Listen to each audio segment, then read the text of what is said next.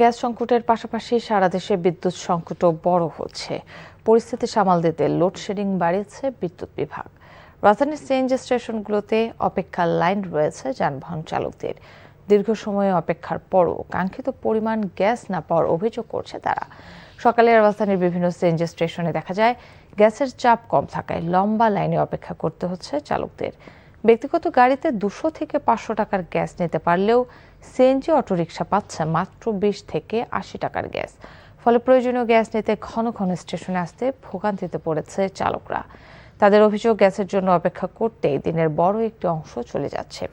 Filling station সংশ্লিষ্টরা বলছে, গ্যাসের চাপ কম থাকায় সীমিত পরিমাণে সরবরাহ করা সম্ভব হচ্ছে।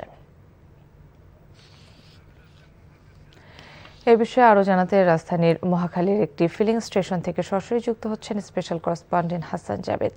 জাবেদ, এই মুহূর্তে কি পরিস্থিতি দেখছেন?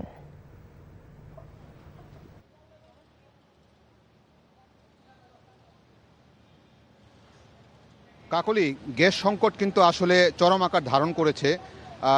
ফিলিং স্টেশন অর্থাৎ সিএনজি স্টেশনগুলিতে কিন্তু গাড়ির চাপ আজকে সাপ্তাহিক ছুটি, তারপরেও কিন্তু কিছুটা আছে।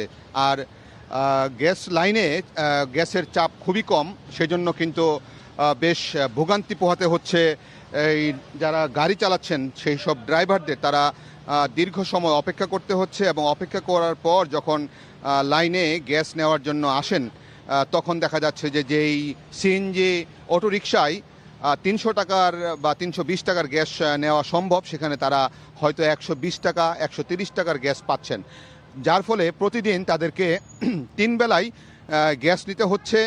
এর ফলে সময় নষ্ট হচ্ছে, যাত্রী নিতে পারছেন না এবং তাদেরকে যে পরিমাণ ভাড়া দিতে হয় মালিককে, সিএনজির ভাড়া, গাড়ি ভাড়া, সেইটা তারা দিয়ে ডেলি 300-400-500 টাকার বেশি নিয়ে যেতে পারেন না, যার ফলে পরিবার পরিজন নিয়ে তাদের একটা বিপাকে পড়তে হচ্ছে। এবং সিএনজি স্টেশনের যে মালিকরা তারাও বলছেন যে আসলে এই মানুষজন সিএনজি নেওয়ার জন্য লাইনে এসে দাঁড়ান, কিন্তু তারা তাদের চাহিদা মতো গ্যাস দিতে পারেন না। এবং কয়েকটি সিএনজি স্টেশন আমরা দেখেছি যেখানে বন্ধ ছিল এবং বন্ধ থেকে তারা এলএনজি যে গ্যাস সেটা দিতে পারছেন, সিএনজি দিতে পারছেন না, বলছেন যে বন্ধ, কারণ তার চাপ নেই এবং সন্ধ্যার পর বা কিছুটা চাপ আসতে পারে তখন দিতে পারবে। তো এই অবস্থা কিন্তু যাচ্ছে।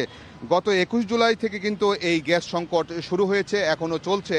এবং এই গ্যাস সংকটের আরও যে মূল কারণ সেটা হচ্ছে যে কক্সবাজারের মহেশখালীর যে আপনার এক্সিলারেট এনার্জির যে টার্মিনাল, সেখান থেকে কিন্তু মজুদ একবারে কমে গেছে এবং সেখান থেকে সরবরাহ করতে পারছে না বলে এই গ্যাস সংকটটা আরও বাড়ছে। এবং এই গ্যাস সংকট বাসাবাড়িতেও কিন্তু প্রভাব ফেলছে। সঠিক সময়ে কিন্তু তারা অনেকে পরিবার পরিজন নিয়ে রান্নাবান্না করাটা সমস্যা হচ্ছে। এবং এছাড়া কলকারখানা যেখানে আছে নরসিংদী সহ বিভিন্ন জেলায়, গাজীপুর, সেখানে দেখা যাচ্ছে অনেক কারখানা উৎপাদন বন্ধ করতে হচ্ছে এবং যাদের যে শ্রমিক আছে শ্রমিকদেরকে ছুটিতে পাঠাতে হচ্ছে। এবং সেক্ষেত্রে শ্রমিকদের যাদেরকে ছুটিতে পাঠানো হচ্ছে তাদেরকে আবার এই ছুটির সময়টায় বেতন পাবে কিনা সেটাও কিন্তু একটা দুশ্চিন্তা শ্রমিকদের মধ্যে আছে। এবং মালিকরাও কিন্তু এই যে উৎপাদন করতে পারছেন না, এর ফলে বন্ধ রাখতে হচ্ছে, যে ক্ষতি বা লোকসান হচ্ছে সেটা কিভাবে পোষাবেন সেই চিন্তাও তারা করছেন। তো আসলে গ্যাস সংকটটার সমাধান দ্রুত না হলে, সংকট আরও বাড়লে কিন্তু এটার প্রভাব নেতিবাচকই পড়বে, এমনটাই বলছেন এই গ্যাসের সাথে যারা কাজ করেন, গ্যাস নিয়ে যাদের কর্মকাণ্ড, তারা খুব